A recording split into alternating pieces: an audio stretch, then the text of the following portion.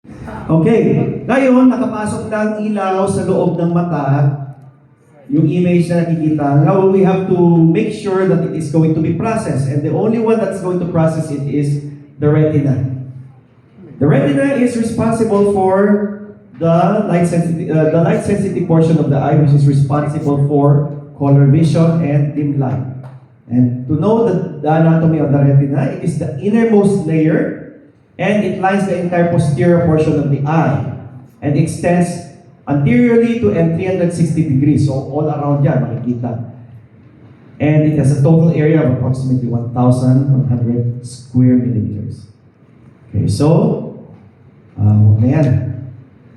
It's just the, But I want you to take note of the different layers of the retina.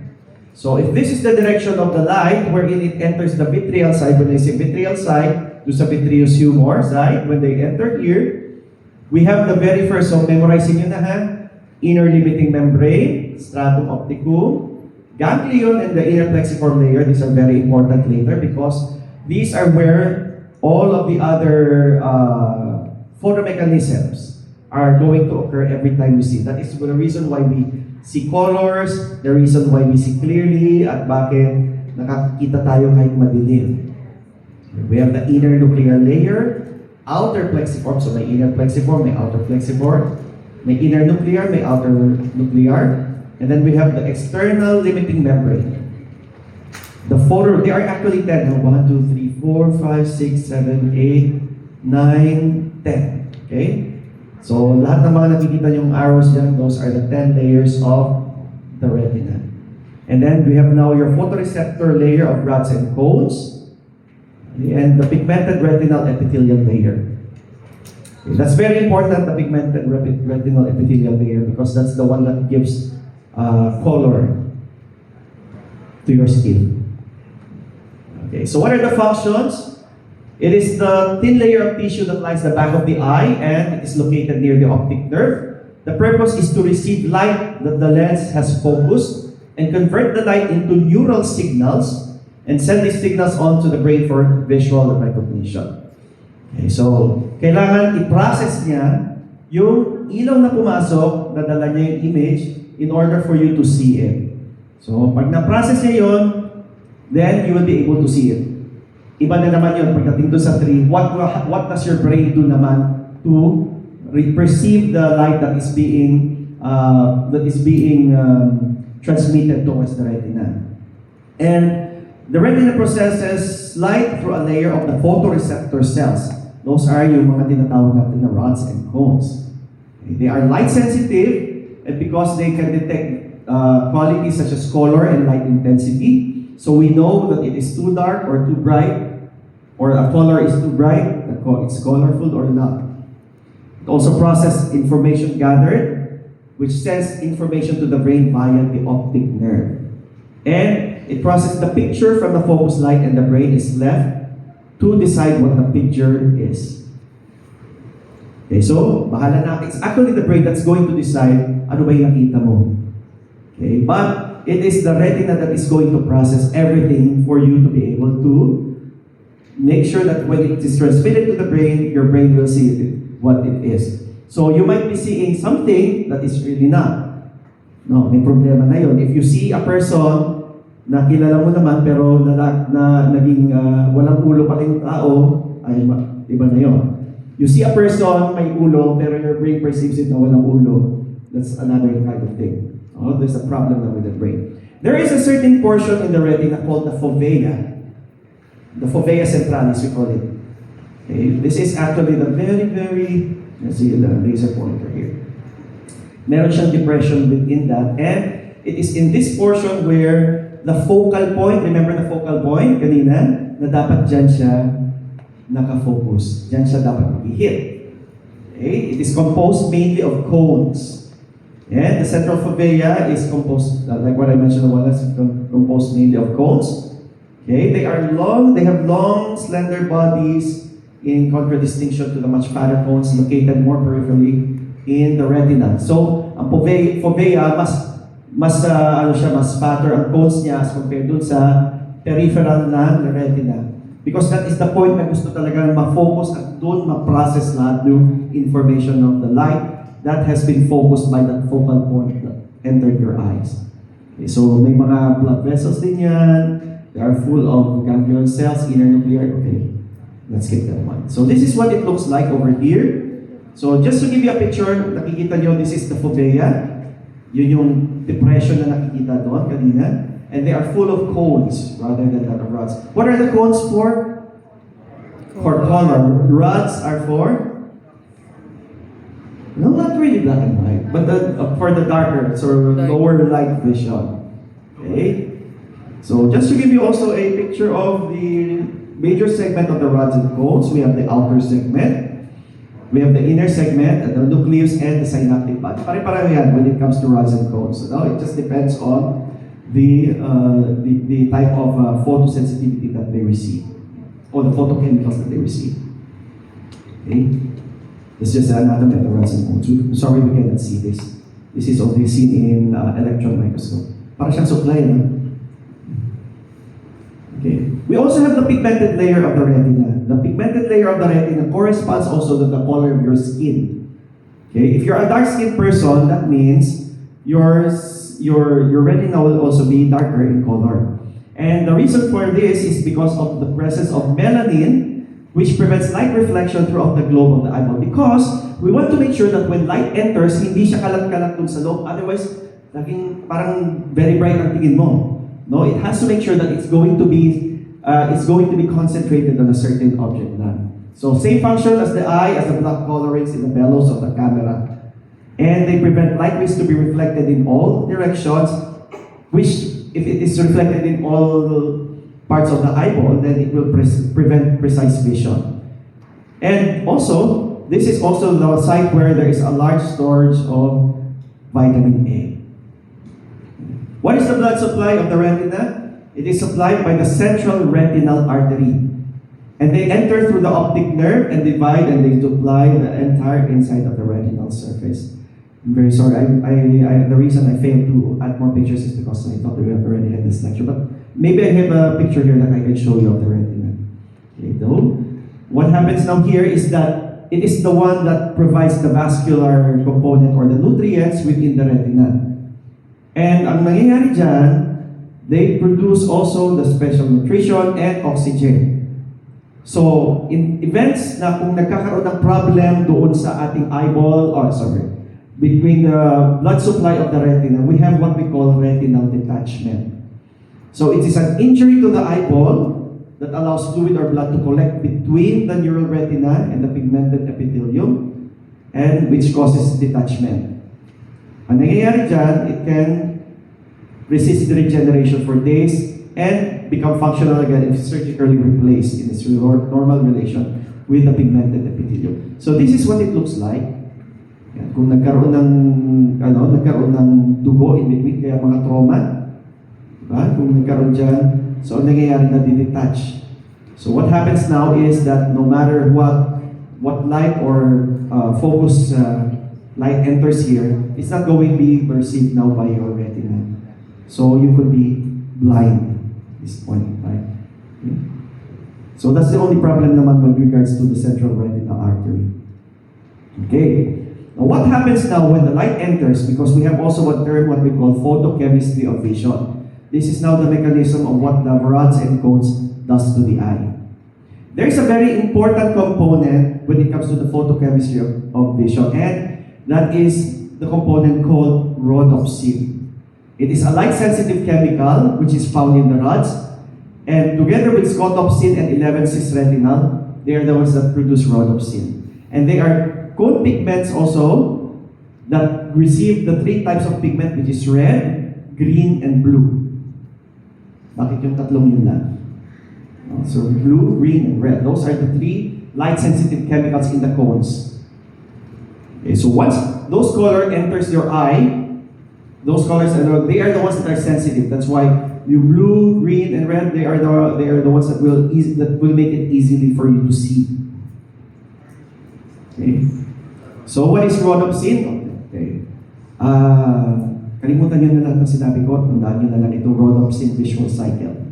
Okay, this is the cycle wherein the biochemical process in the eye that allows vision in low light conditions. The reason why you can still see clearly even though at low light is because of the rhodopsin visual cycle.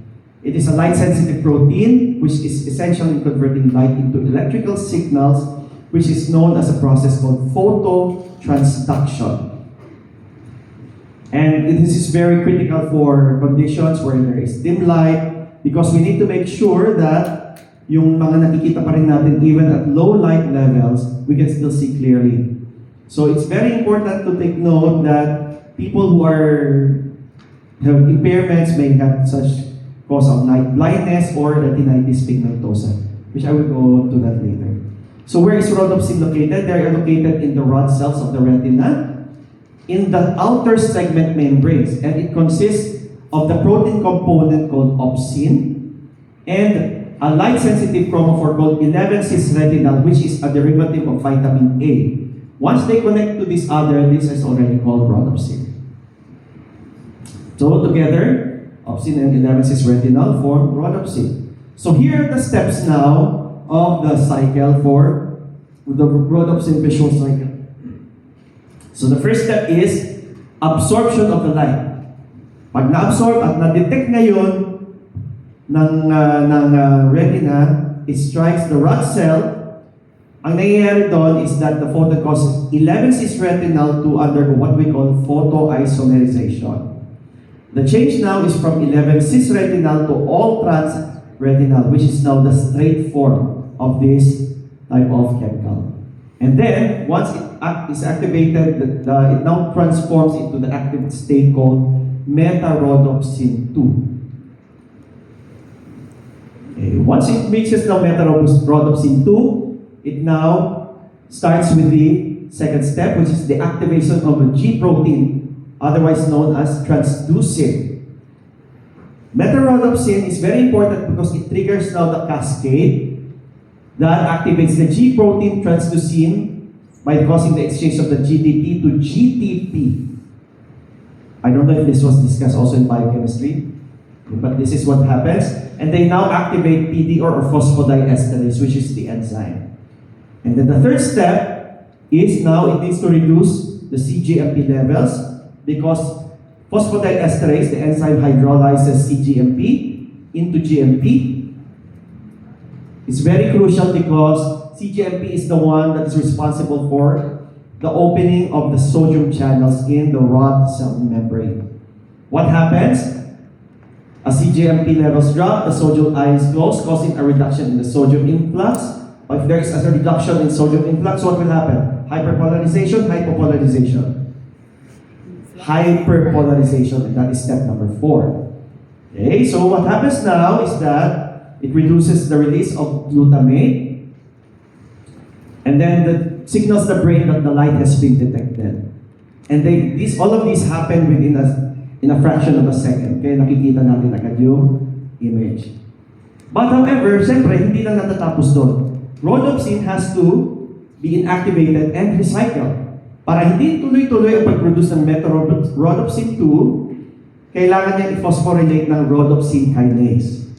And there is a protein called arrestin, which prevents further activation. And at the same time, it is yung all-trans retinal na kanina which was formed will now be regenerated in 11-cis retinal to restore rhodopsin. And then, it goes back. And this is the visual cycle, regenerated of 11-cis retinal. It reduces the all-trans retinal. Okay, this is just a shortcut of it, no? That transports the retinal pigment. Don't worry, I'm going to give this to you. But I just like you to take note that a very important component here is 11-cis retinal. Okay? Because this is the one that is being formed. It is actually the one which needs vitamin A in order for it to occur. Okay? Anyway, this is going to be the cycle. I'll leave this to you to read on this. We don't have time for this now. Okay, so pag na-recycle na ulit, the rod is ready to detect light again, and the continuous visual cycle where cells remain sensitive to light. So, all in all, this is the summary of the cycle. May summary pala, no? Okay, so this is just a shortcut of it all. So it absorbs light. So 11-cis retinal isomerizes, okay? Okay, so how important is vitamin A for photochemistry of vision? Because it is the one that converts yung all-trans retinal to retinol, 11-cis retinol to 11-cis retinol. Why? The enzyme isomerase. And they are mostly stored in the liver and in the retina. And this is very important for light adaptation and rhodopsin synthesis. So this is just a shortcut a bit. Okay, so let's take for example, if light has been noted, formation of rhodopsin now triggers the change. It signals the brain. This is just a shortcut, huh? And then retinal and opsin is separate in order for it to be used, to be cycled. And then retinal is recycled. Without vitamin A, hindi siya mako-convert into retinol. 11-cis retinal actually. And then, doesn't have vitamin A, hindi na naman siya makaka-form ng rhodopsin. What are some of the foods that are rich in vitamin A? Carrots lang alam niyo. Ano ba? Actually, there are a lot here, no? Okay? And you can see, meron silang, baby carrots na eh, 40 lang eh. Sweet potatoes, pumpkin, squash, yan mga matataas. Carrots, yan. A bit, no? But not as much. Okay? May margarine? Pinakpataas dito, nakita ko is margarine eh. I don't know why. It's full of fat naman. So take note that there is a term what we call night blindness and vitamin A deficiency. Kung meron kang severe vitamin A deficiency, there will be reduced rhodopsin formation. Remember that vitamin A is needed to produce 11-cis retinal. Okay? So ang nangyayari dito, you have difficulty seeing in dim light. And in order for you to be able not to have this, to prevent this, you have to have a vitamin A-rich diet. Or sometimes you might even need to have vitamin A injections. Hope not naman. So this is what it looks like. If you can see clearly at night. Pero the same amount of light, ganyan ang night blindness. Okay. So let's move on naman sa automatic regulation of retinal sensitivity, or how does the eye adapt to dark and light. Diba? What have you noticed? If you are in a gabi, your light is on, you immediately turn it off. What happens? Anong nakikita nyo? Parang yung it's pitch black pa, diba? Hindi ba nakaka-adjust? Okay? Remember, or if you are from a dark room, biglang you turn on the light, sobrang sakit, diba?